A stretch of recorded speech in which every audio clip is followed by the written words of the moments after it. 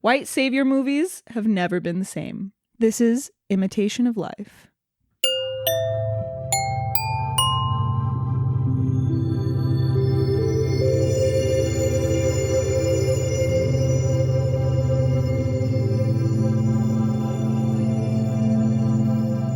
Hello! Jackie! Greg, what are you doing here? I don't know. What am I doing here? I guess we're talking about a movie this week, huh? Apparently so. That just might be on the Sight and Sound Top 100 list. Oh my god, I forgot we have to introduce the podcast every time. This is Seen and Heard. It's the podcast where we go through the Sight and Sound Top 100 list as published by the BFI. We kind of ping pong around, so we'll start at the top of the list, and then we go to the bottom of the list, then we do the next one from the top, and back and forth like a tennis match. Perfect analogy. And this is the second to last film on the list, so technically... But not really, because this is still number 93. Right. So there's a bunch that are tied for number 93, but think of it as like number 99 on the list. Because the last movie on the list was... The Earrings of Madame Duh. The Earrings of Madame Duh. Yep. And so this is... Think of it as number 99, but it's really another movie that's tied for number 93. If you guys are listening, I mean, I just want to say thanks. Thanks for coming back to the podcast this week. We really appreciate it. Greg, what have you been watching? Only one movie matters to me this week. I already know what you're going to say. Imitation of Life. What is it? Last night, I had the pleasure of seeing Paul Thomas Anderson's new movie, Licorice Pizza. How did you get away with that? Well, I found out that there was a link online called licoricepizzaguild.com. How funny. And yeah, it's for guild members. So it's WGA, DGA. You're in the WGA? No, but I said I was. And yeah, they didn't check. So I got there. They did the temperature check. They did the vaccine card check, but they didn't do the guild card check. How funny. Did they say they were gonna? They said they were going to, and apparently, because I went online today and a bunch of people tried to get into last night's screening that were not in the guild, and they got turned away because they asked for the guild card. And I think I got lucky because I got there like 3 minutes before the movie started. And I think they were just trying to get the rest of the line inside. Yeah. So I got lucky. Wow, that's fate. But I have like a tradition. In the last 20 years, there's only one Paul Thomas Anderson movie that I did not see early, and that was Phantom Thread, because I couldn't find any early screenings. But from There Will Be Blood on, I see all of them early. That's just my thing. So you like him, huh? You could say I like him a little bit. But that's like a tradition I have. That's like, oh, new Paul Thomas Anderson movie. I got to see it like 2 months early. How was Lana? She was great. They were both so good because it's both of their debut movie, and they're both so good. Was it like, what did you think? I really liked it. I mean, I'm predisposed going in to like kind of have like rose colored glasses, but yeah, it was great. It was his funniest movie. It was his lightest movie. Okay. It was his sweetest movie. Okay. It's just so it's really nice. And I really did love it. I can't wait to see it again in a couple weeks when it comes out in a wider release. Very excited. But yeah, it's great. It's so good. And you went to the Fox Theater. Westwood. So that was my first time at that theater, I think. I'd walked around, but I'd never seen anything there, and I've never seen anything at the Bruin. Yeah. But have you? I went to UCLA. Oh, of course. Anyway, like you have rose-colored glasses for Paul Thomas Anderson, I truly believe I have rose-colored glasses for Wes Anderson. Because I did see French Dispatch on Friday, and it was a great time. Did you have a great time? Yeah, I had a fantastic time. Yeah, That's great. I agree. It's nothing like, it's nowhere near a masterpiece, but I think that the sheer effort that went into the script, it's really a book. Like, I don't even feel comfortable calling it a script. Like, I want to sit down and read it like a book, and I will, because I ordered it, because it comes in like a hardcover book, but it's on back order, so I'm not going to get it for like a month. But I'm excited. It has all the sketches. That's cool. No, it is. I'm serious. So it's so funny. I took my grandma, who really like doesn't speak English good, and I should say, And I was like, oh my God, like grandma's going to hate it. It's going to be so bad. She's going to be so confused. Because I just know, like, it's just so quick-witted. And then this one, which is the most, like, dense script he's ever written. I had a hard time keeping up at times. Yep. I'll admit it. I really did. And so in my mind, I'm like, oh my God, grandma's going to kill me. When it was done, and this is the first Wes Anderson movie she's ever seen. Wow. We're leaving the theater. She doesn't really watch, like, art house movies. This one as a first one is pretty crazy. But I leave the theater and I'm so nervous because she like ran out. I'm like, oh my God, is she like mad at me? So I go, I'm like, Grandma, like, what'd you think? She was like, that was the most interesting movie I've ever seen. She's like, I've never seen a movie like that. I loved it. That's great. I was like, wow, that's so lovely. And there's a Charles Aznavour song in the movie who's like her favorite singer of all time. Oh, really? And when it came on, I'm like, oh, great. Like now she's going to be like even more confused, but she might like it. But she loved it. I mean, it's beautiful to look at. It really is. Yeah. And she loves France. Oh. But I liked it because it was a purely image-based experience and sights and sounds for her. Because she really didn't understand. She didn't know what the fuck was going on. But yeah, so I thought that was nice. And like I said, like, yeah, it's nowhere near Grand Budapest or no, it's not, but I don't think I'll ever not like a Wes Anderson movie. That's good. No, it's but good. Why did you hate it so much? Like you hated it. That's hard to, because it's all in service of himself. Like it's like he's not even thinking about an audience. He's just thinking about taking his Wes Anderson aesthetic to like the furthest possible level. That's interesting. Yeah. But if you love that aesthetic.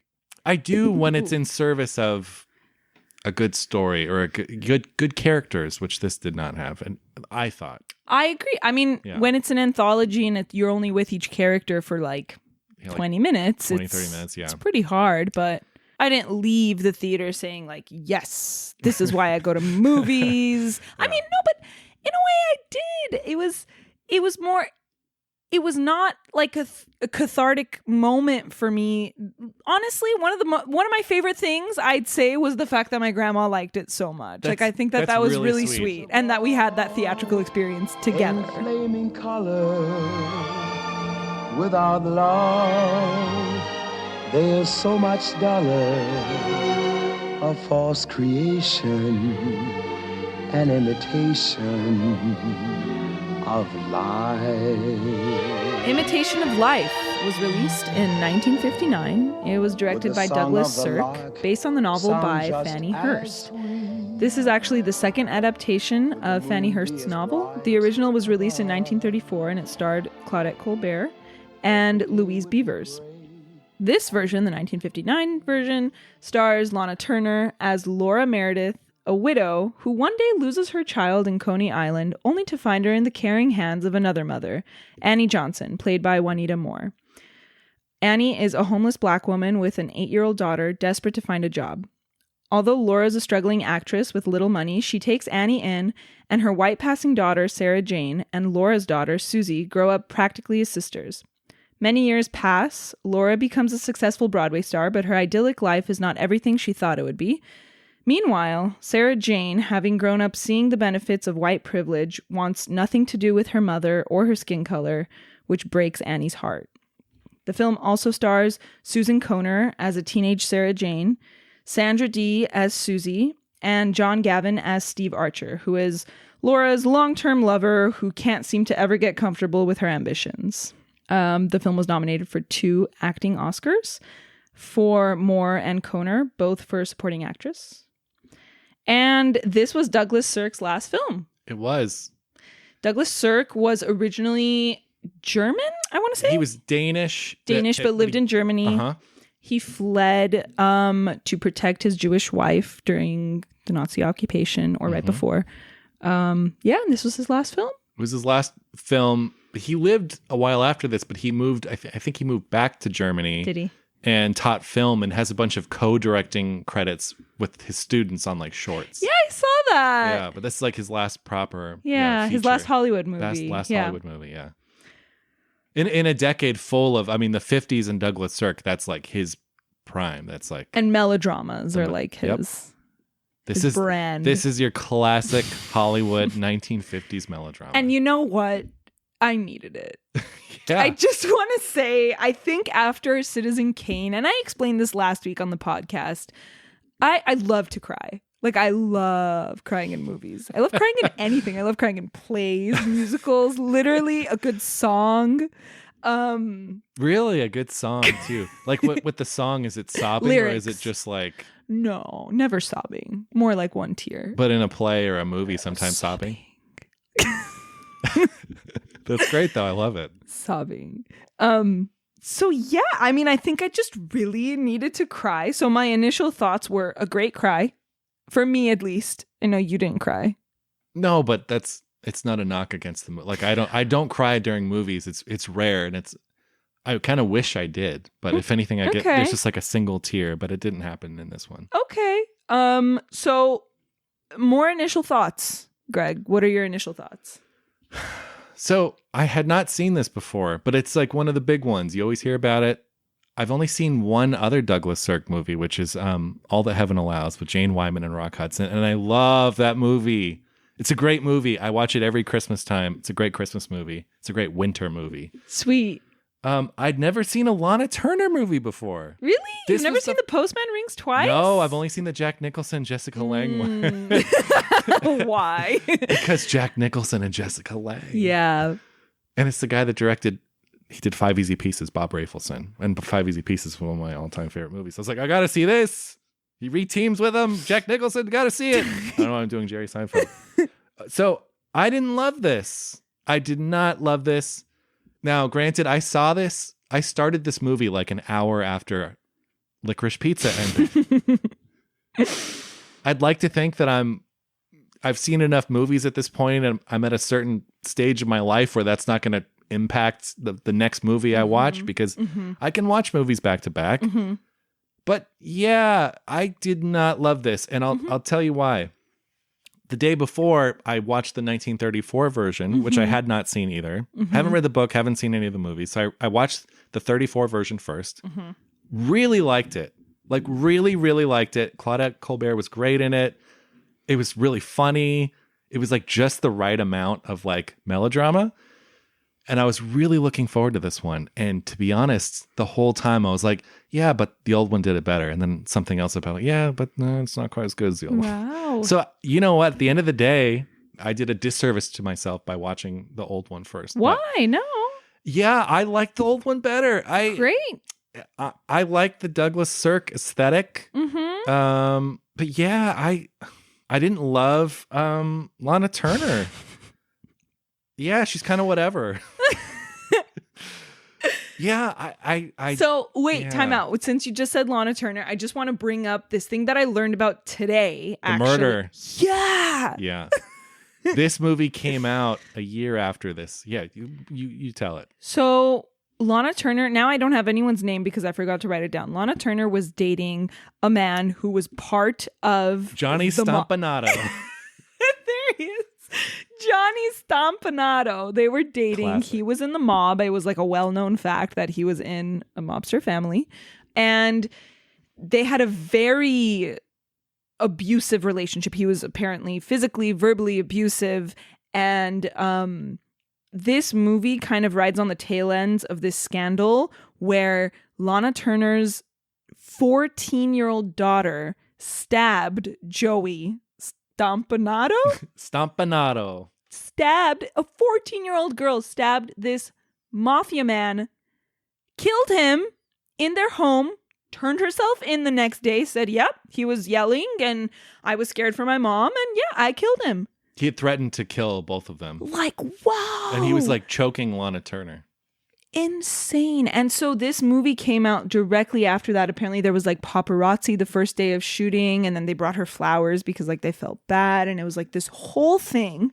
And then there's like conspiracy theories where people think maybe the daughter and Johnny were having an affair and Lana actually killed him, which sounds ridiculous. And then apparently, like, that's why she was hesitant to do this part, because of course her daughter in the film falls for her lover. Right. So yeah. Wow. So I just wanted to bring that up because I thought it was a good time. But I also, I mean, I wouldn't say I loved this movie. I didn't. Mm-hmm. In fact, this is one on Letterboxd that I don't know how to rate, so I'm just not gonna. But I think, I mean, let me tell you though, like the first 5 minutes, Coney Island, I loved that. Yeah, me too. I thought that was so great. And I thought, okay, yeah, this is going to be awesome. Especially when she's coming down the stairs. First of all, I love any time you're first introduced to someone by their legs or their feet, and then it just like pans up. Like, I love shoe angles. I really at the do. Beach. Yeah, and there's that big sign that says 1947 Mardi Gras. That's right. And it just looks so alive and it looks so fun. And then there's a great, like, kind of they intersect. She's asking the police like where or something. She's looking for her daughter. She's asking where, and then I believe Annie is saying like, oh, we're over there, because she's telling the cop, I found this little girl, like, we're over there.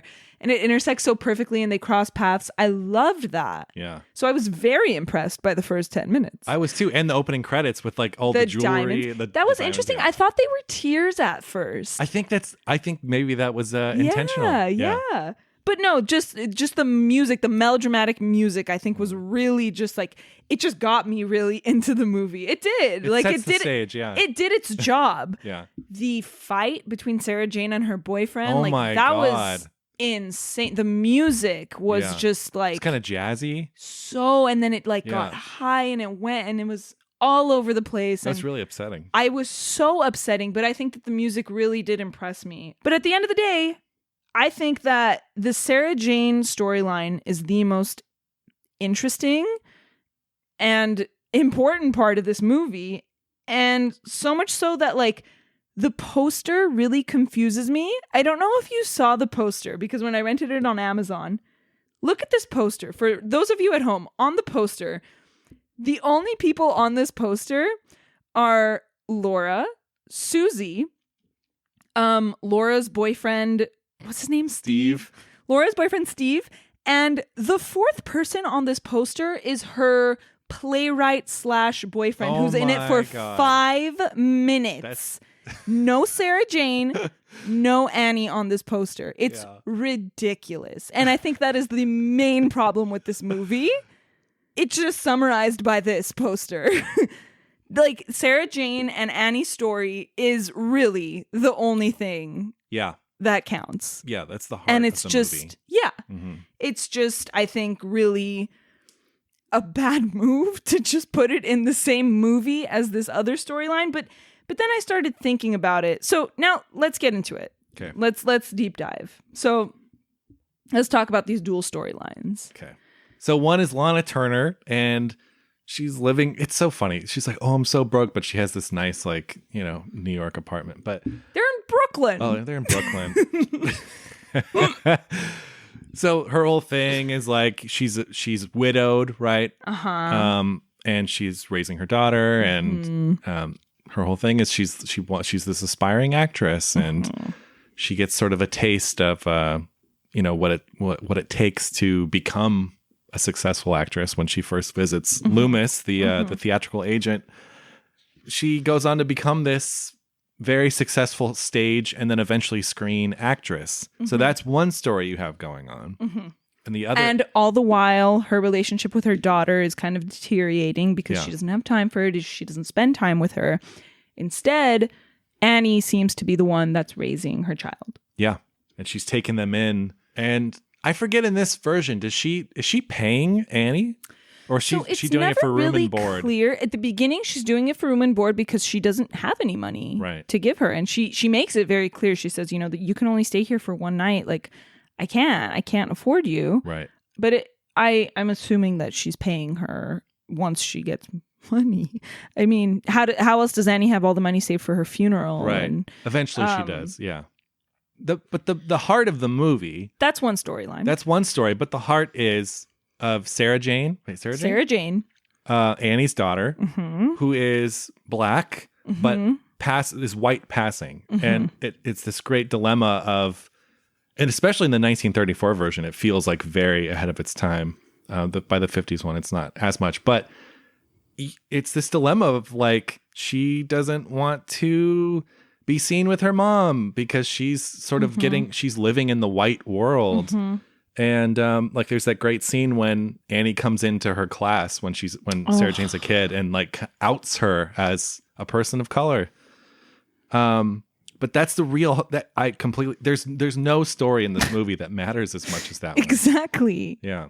But here's the thing though, like I think that it's overflowing with white privilege, obviously. Yeah. But I feel like what might have been the intention, and I'm not saying that it's right, but I'm just saying like I think the intention of the movie was to place them next to each other so you could see like, look at these first world problems, or at least like that's what the intention of the movie should have been. I don't think it is at some time. I think it's too self-indulgent to be that, but I think it is about like placing, okay, here's one mother-daughter relationship, here's another mother-daughter relationship. It's kind of to like show this hypocrisy, right? Like the inherent racism that Laura, Steve, like they all have it.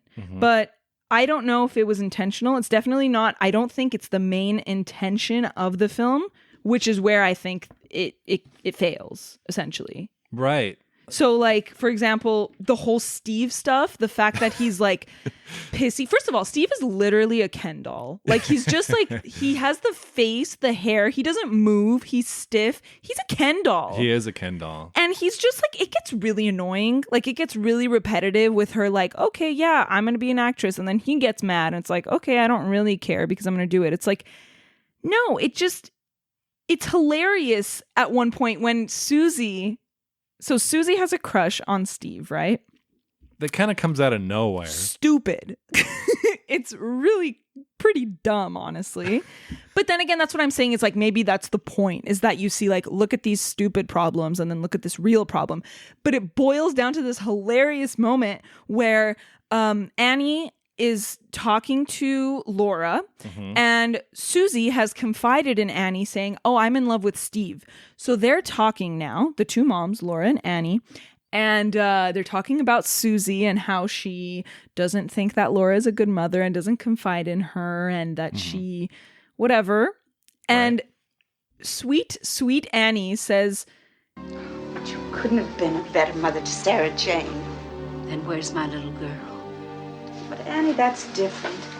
This is a very real problem. This is a very real problem. Yes, I was going to pull that clip. The audacity, but I think that must be a joke. Like, that's satire at this point. Yeah. Right? Is it? I don't know. I think it is.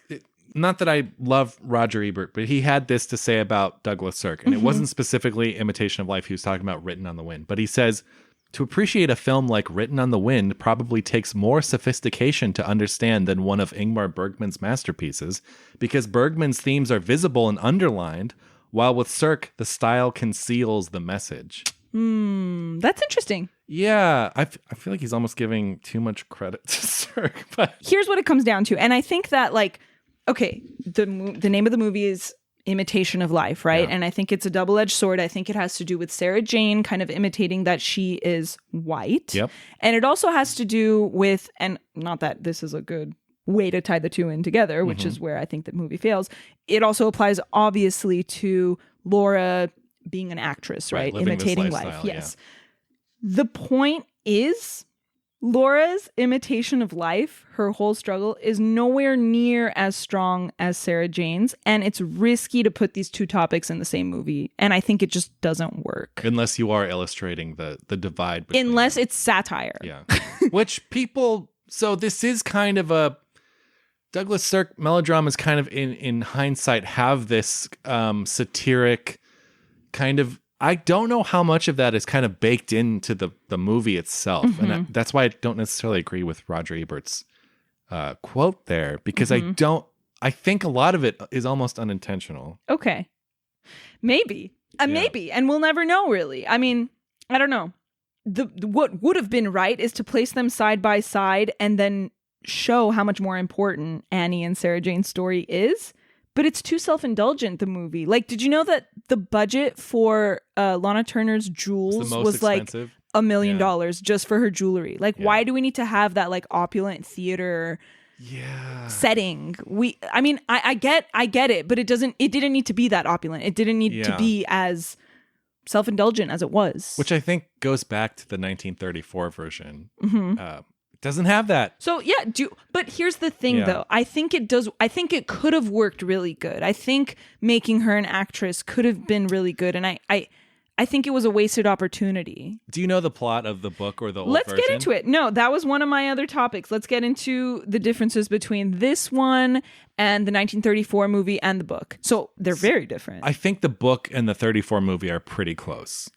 So having not read the book, I'll just, I have seen the 34 movie, so we'll go off that. But the big beats are there, right? Like the main things, the big scenes happen in both movies. But here's the key difference. In the 34 movie, Claudette Colbert, so the Lana Turner character, she hires, her name's not Annie in the old, I think it's... They all have different names. They all have different names. But the Annie character, and very quickly, and hires her for room and board, very specifically. And basically one day she's making pancakes and the Laura character is like, oh my God, these are the best pancakes I've ever had. And she is in business, or she goes door to door selling maple syrup. So what she does is she goes into business. She buys a place on the like Atlantic City boardwalk, like a little restaurant, and they open up a place together where the Annie character is making pancakes and it's doing really well. And a couple years go by, and then this guy comes in. He's like, you should box it and sell it. So they start selling the pancake flour.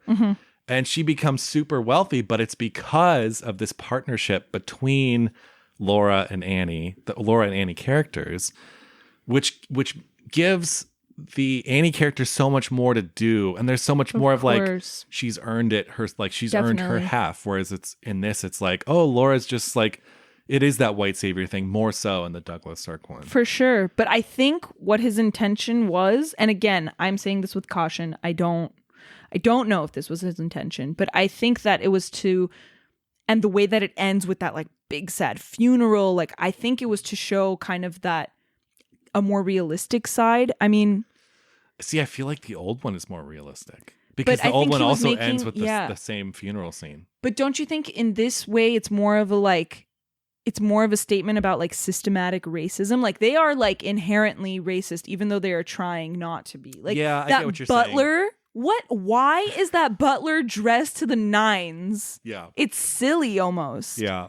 That's true. Like, that's true. And like Annie, I mean, I think it's more of a kind of grim, realistic, unfortunately stereotypical representation. Right. Yeah, that makes sense. But there's something about the way that the old story, I'd love to see it. Yeah. One thing the old one does really much better than this one too is the Steve character, whose name is not Steve in the old one. He doesn't come in until like the last 30 minutes of the movie. Because he's freaking annoying. And he's great in that one. He's this super suave ichthyologist. He studies fish. Wow. But he's dreamy. The intro scene is she has this big party at her house. She has like some beautiful brownstone like overlooking like the Queensboro Bridge or something.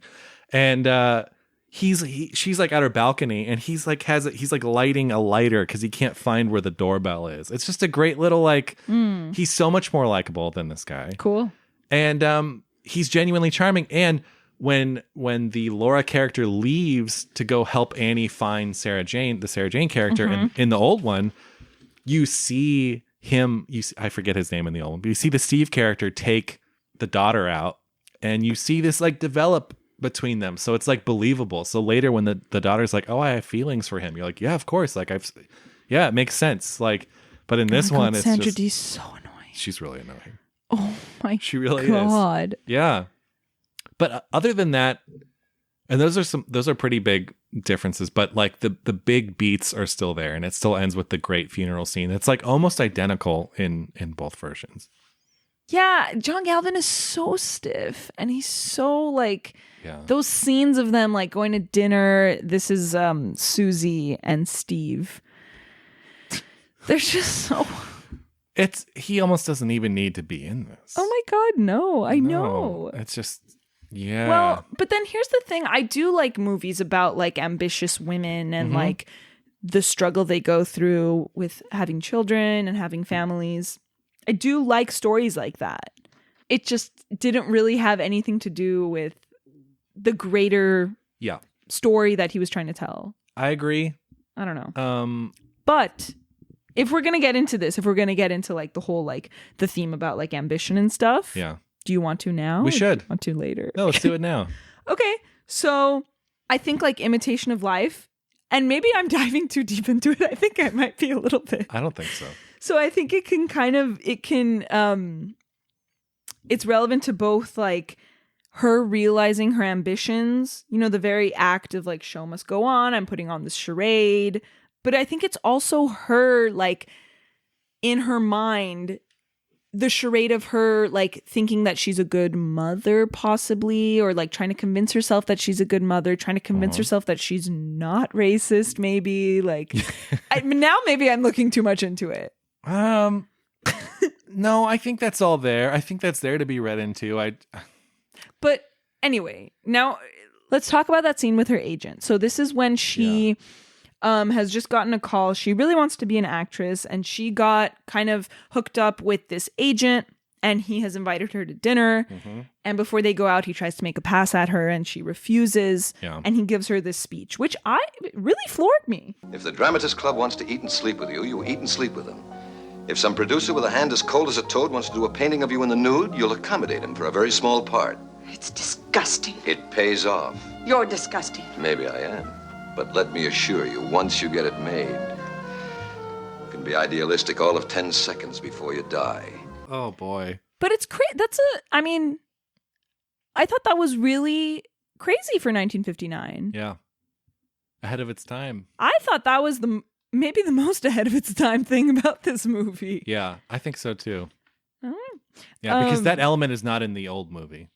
Okay, Sarah Jane. Let's talk about Sarah Jane. Yeah, that's the heart. That's the center of the movie. Yes. I mean, that's the only character you really care about.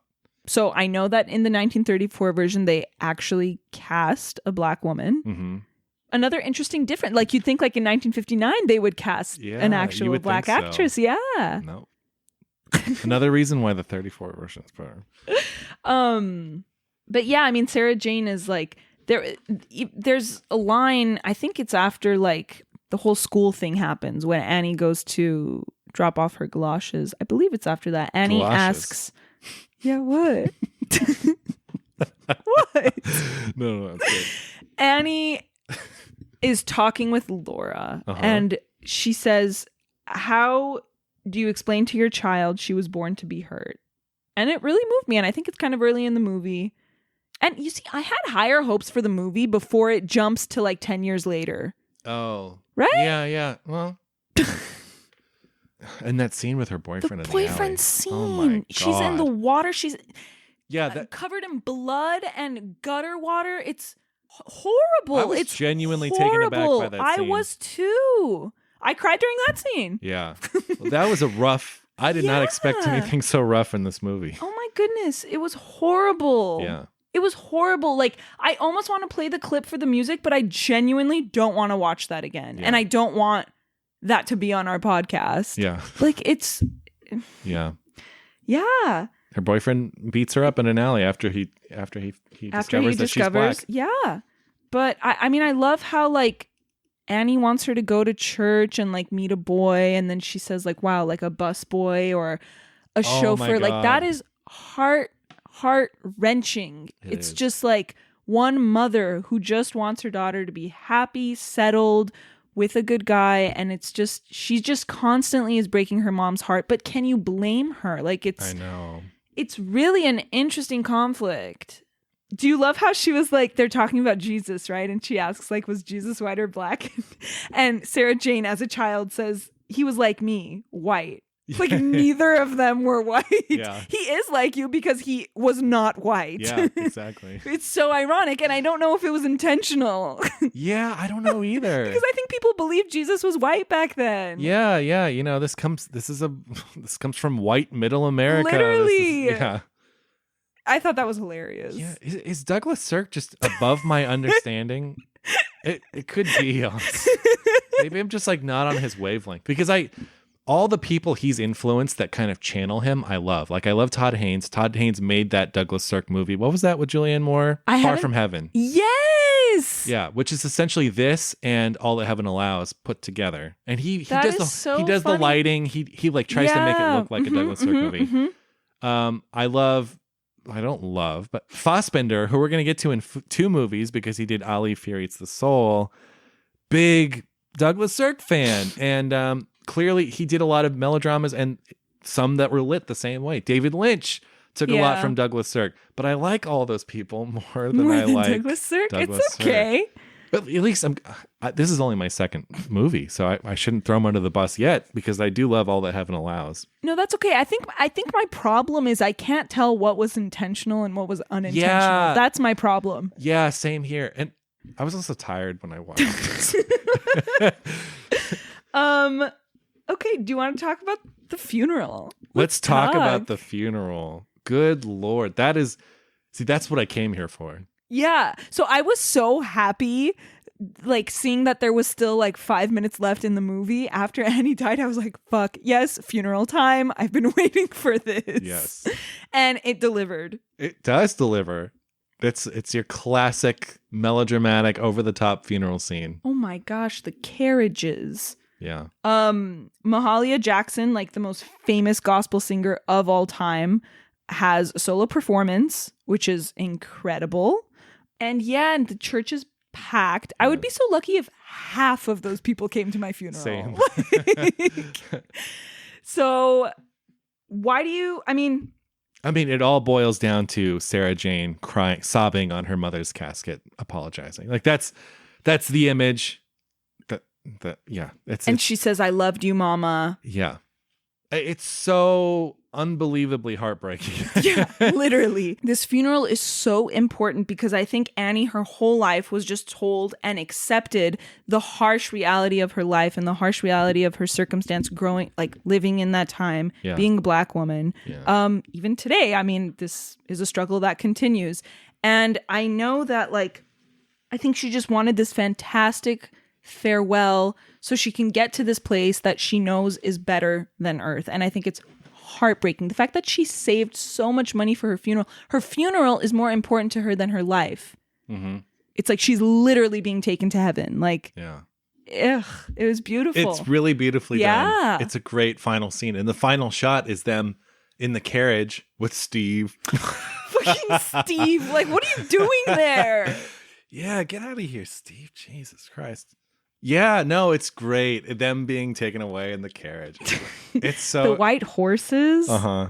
Oh, it's gorgeous. Great. It's really great. It's visually really amazing. We didn't do our favorite sight and sound. Let's get into our favorite sight and sound. Why don't you start? Okay, so my favorite sight, I will just describe it for you. They are in Laura's dressing room, and it's Laura, her playwright boyfriend, who is on the poster for some odd reason. Can't even remember his name. Because he's the suavest son of a bitch. Stupid. So they're in her dressing room. They're having a conversation. And then there's a window behind her. And you can see the shadow of someone walking up the stairs. And I think it's really cool because there's this clip of her saying when her and Steve are fighting, like 10 years earlier, they're fighting because she wants to be an actress. He doesn't want her to be one. She says, I'm going to go up and up and up and no one is going to stop me. I'm going up and up and up and nobody's going to pull me down. Laura, listen, please. And then there's that beautiful shot of that shadow going up the staircase. It is actually a really cool shot. Like I'm surprised you didn't notice it. I really thought you were going to be the one to say like, yeah, this is my... Do you even have a favorite sight from this movie? I do. What's your favorite sight? My favorite sight, because it illustrates how ridiculous this movie is when Annie is on her deathbed dying, literally of a broken heart. Aww. She dies. Mm-hmm. And then Laura starts sobbing over her body, and the camera quickly dollies in and pans up to Sarah Jane's framed photo. It's like, she did it. Like, yeah, we know she died of a broken heart. It's just like, it encapsulates this movie of its unsubtlety. And, oh my gosh, hilarious. Yeah. I love that. Okay, so for my favorite sound, this is when it's so funny. This is when Susie and Sarah Jane, they've just brought Sarah Jane and Annie home, and they're playing dolls. And Sarah Jane doesn't want the black doll. She wants the white doll. And this is what Susie says. Frida's my friend. I've had her all my life. It's the delivery. I've had her all my life. Frida's my friend. I've had her all my life. It's like she goes into some accent. It's so funny. It's so... This is a thing with you. You love like specific... it's not the words necessarily. It's like the delivery. Because you had one before... I'm trying to remember what movie it was. But yeah. Oh, in Vertigo, Kim Novak has that like... Yes, hello. Yeah. Yeah. Oh my God. Maybe it's also because I'm fresh off my short with like... The cast was primarily kids. Uh-huh. So I've just like... Kid acting is just hilarious.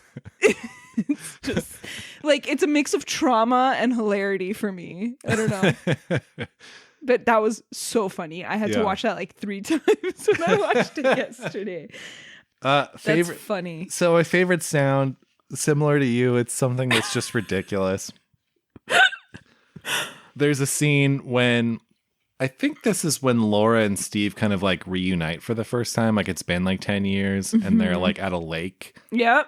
And Steve tells Laura, he says, "You know, I still have you in my blood, don't you?" Oh, yeah. And then she says, "Oh, Steve, do you really?"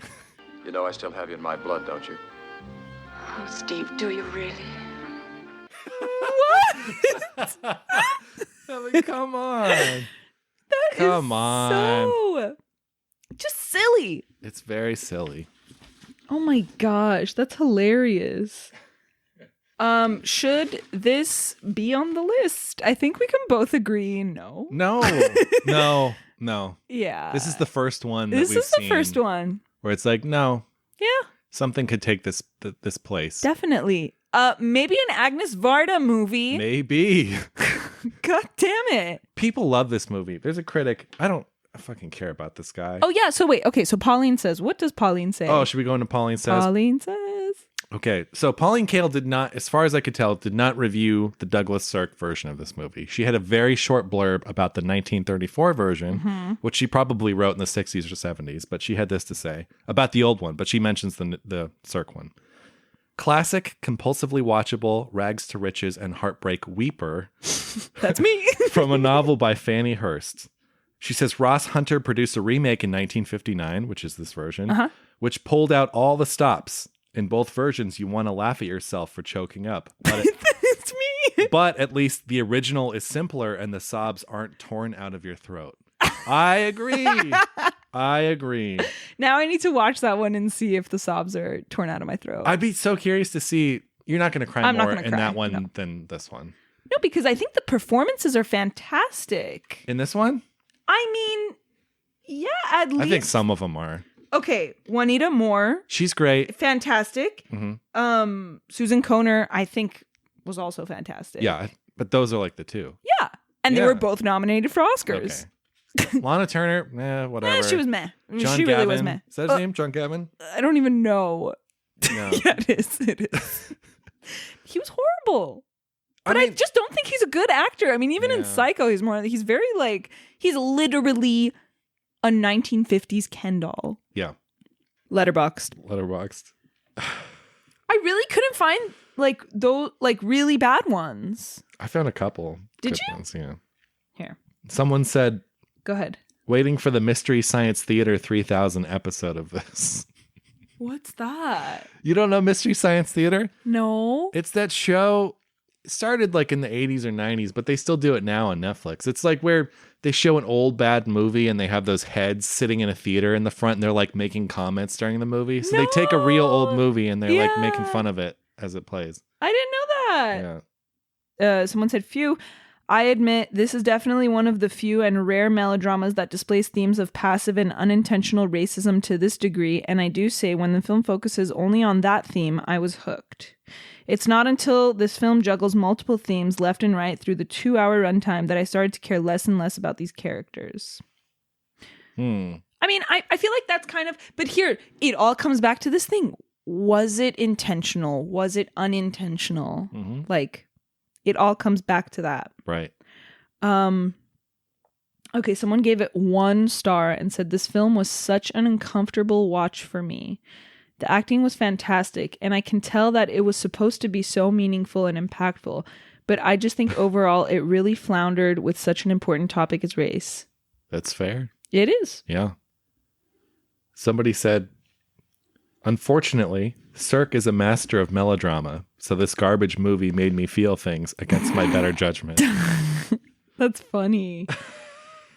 Someone gave it, this is actually a good review. Someone gave it 5 stars and said, feels like I could run a marathon with the adrenaline from the funeral scene. That was pretty funny. Same.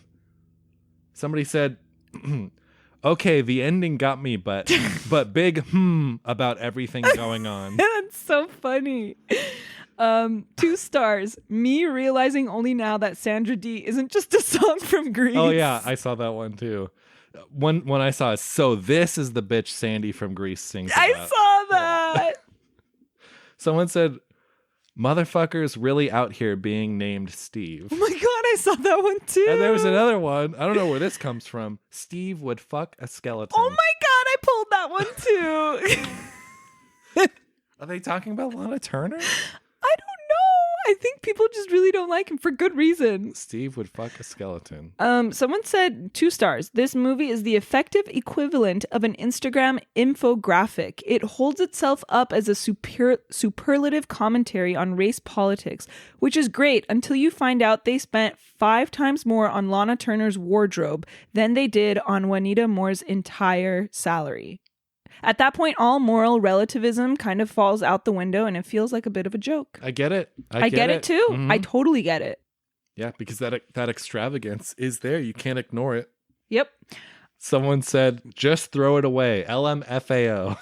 Throw what away? The movie. Oh. 1 star. And this is in quotes. I'm white. ... All caps. I'm white. End quote. Yes, you are. Someone said the shots of Coney Island did it for me. Yeah, the rest, I saw not that. so much. I pulled that too. 2.5 stars. This movie has more plot lines than Riverdale. Never seen it. Me neither. Someone said this movie was basically just the white savior trope on steroids. Interesting. Yeah. Someone whose account name is Sarah gave it 2 stars and said, we don't claim Sarah Jane. Which is sad because I really sympathize with Sarah Jane and I think she's the best character. She is by far the best character. I mean, I love Annie. I do, but yeah. Just as far as like complexity and like... Yeah. She's without a doubt the most, like there's the most going on with her. Definitely. Yeah. Yeah, here's another one just about the dual storylines. It had some memorable moments, but it also felt a bit inconsistent and aimless. For most of the film, it felt like I was watching 3 stories that had no business being put next to one another, and at the end, it tried to synthesize them, but not very convincingly. I get it. That's totally me. Yeah. I cannot believe the divide between this movie and the 34 version, and I can also not believe the divide between this and his other movie that I've seen, All That Heaven Allows, which is a great movie. This did not do it for me. You know what, too? It looks nice. It's pretty well shot. I think I was really expecting something beautiful here. Like, maybe. Because All That Heaven Allows is beautiful. Mm-hmm. Winter landscapes, cabins, cozy fireplaces, like Christmas trees. This didn't have shit. It did have a Christmas tree. It did. For like a second. It had where the hell is her house? Can you please explain to me? I don't know. It's kind of geographically confusing. In the old one, it's New York City. Yeah, it left me kind of, I mean, I was crying, but I came to cry. The promise of the premise. It worked. Because you cried several times, right? At least twice? At least twice. Nice.